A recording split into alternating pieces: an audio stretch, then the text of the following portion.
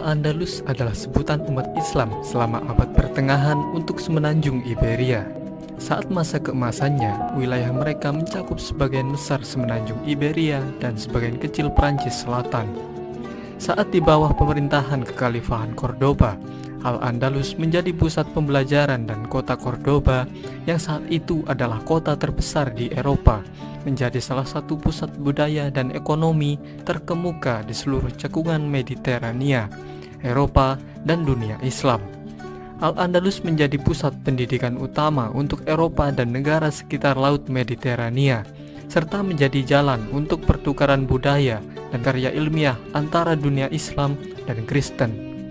Dan berikut ini adalah sejarah Al-Andalus selengkapnya.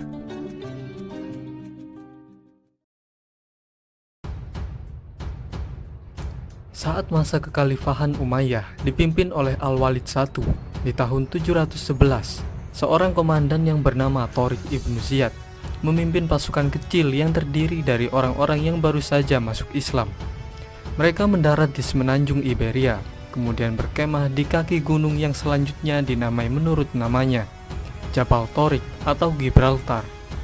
Pasukan Tariq berisi sekitar 7.000 penunggang kuda orang Berber, sedangkan penguasa wilayah itu, Raja Roderick, mengumpulkan pasukan yang berjumlah 100.000.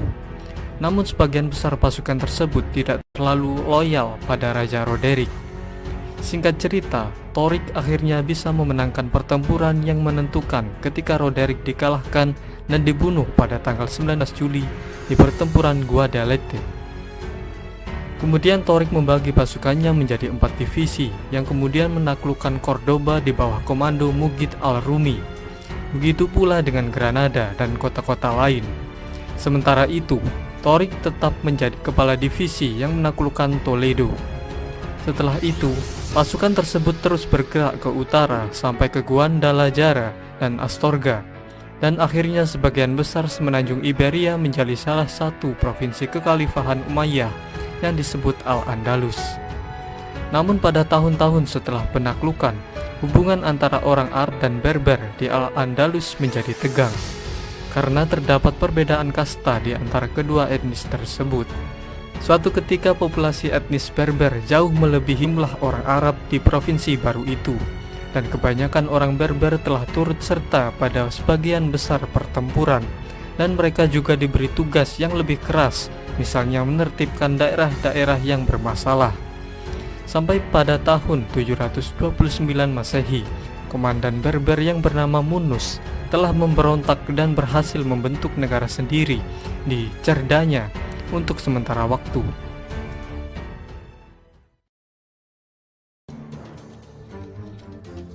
Saat kekhalifahan Umayyah terganggu oleh tantangan kekhalifahan Abbasiyah di timur, provinsi-provinsi mereka di Afrika Utara dan Al-Andalus tidak bisa mereka kendalikan. Sampai akhirnya sekitar tahun 745 Masehi, klan Fihriz merebut kekuasaan pada provinsi-provinsi kekhalifahan Umayyah di Afrika Utara dan Al-Andalus.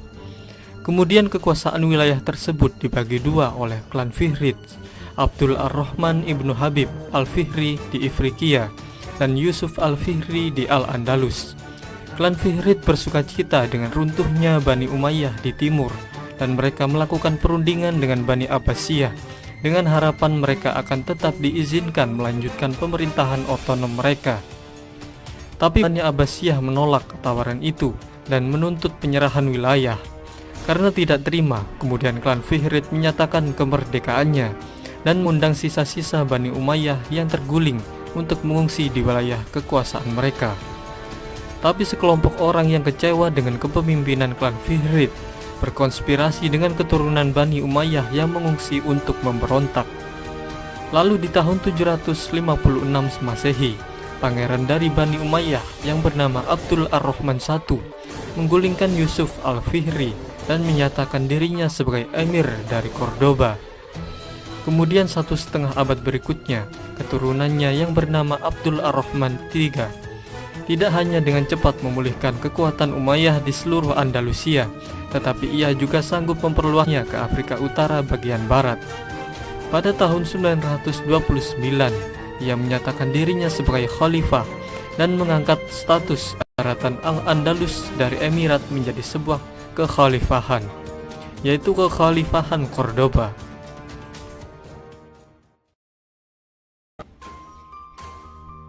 Pada periode kekhalifahan inilah Al-Andalus mencapai zaman keemasannya dengan menerapkan sistem pertanian dan kebijakan ekonomi yang baru, membuat daerah di sekitar Cordoba dan beberapa kota di Andalusia menjadi daerah dengan ekonomi pertanian yang paling maju di Eropa saat itu. Dan hal ini juga memicu revolusi pertanian di Jazirah Arab. Di antara kota-kota Eropa, kota Cordoba yang ada di bawah kekhalifahan dengan populasi sekitar 500.000 orang akhirnya menyalip Konstantinopel sebagai kota terbesar dan paling makmur di seantero Eropa. Dalam dunia Islam, Cordoba adalah salah satu pusat budaya terkemuka. Karya para filsuf dan ilmuwannya memiliki pengaruh besar pada kehidupan intelektual Eropa di abad pertengahan. Muslim dan non-muslim sering datang dari luar negeri untuk belajar di perpustakaan dan universitas terkenal di Andalusia.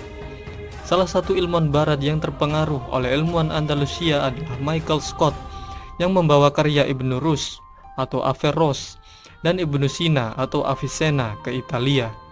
Peralihan gagasan ini tetap menjadi salah satu yang terbesar dalam sejarah dan secara signifikan mempengaruhi pembentukan periode Renaissance di Eropa.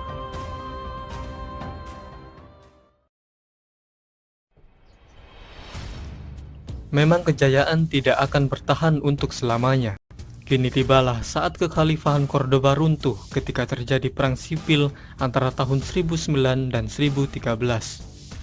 Pada tahun yang sulit itu, kekhalifahan Cordoba diinvasi bangsa Berber, sehingga Cordoba menjadi pecah. Mereka juga membantai penduduknya, menjarah kota, dan membakar kompleks istana.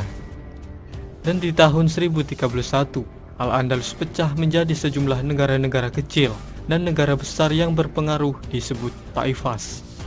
Setelah tahun 1031, Taifas terlalu lemah untuk mempertahankan diri dari serangan dan tuntutan upeti dari negara-negara Kristen di utara dan barat, yang dikenal oleh umat Islam sebagai bangsa Galicia.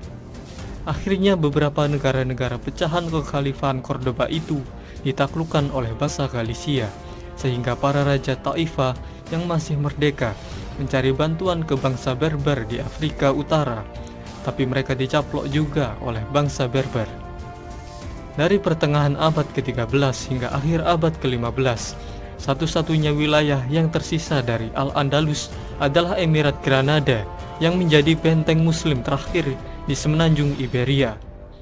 Emirat ini didirikan oleh Muhammad ibnu Al-Ahmar pada tahun 1230 dan diperintah oleh dinasti Nasrid, dinasti yang paling lama memerintah dalam sejarah Al-Andalus. Tapi Emirat Granada masih harus mengirim upeti kepada kerajaan Kastil. Kota Granada juga berfungsi sebagai tempat perlindungan bagi muslim yang melarikan diri selama Reconquista atau penaklukan ulang oleh kerajaan-kerajaan Kristen. Saat itu Granada menerima banyak muslim yang diusir dari daerah-daerah yang dikuasai Kristen, sehingga mereka memperbesar kota, bahkan sampai menjadi salah satu kota yang terbesar di Eropa sepanjang abad ke-15 dalam hal populasi.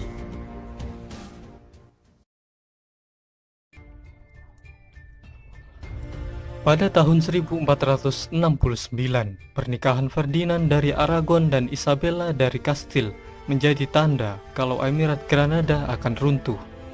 Karena raja dan ratu itu meyakinkan Paus Sixtus IV untuk menyatakan perang kepada Granada sebagai perang salib.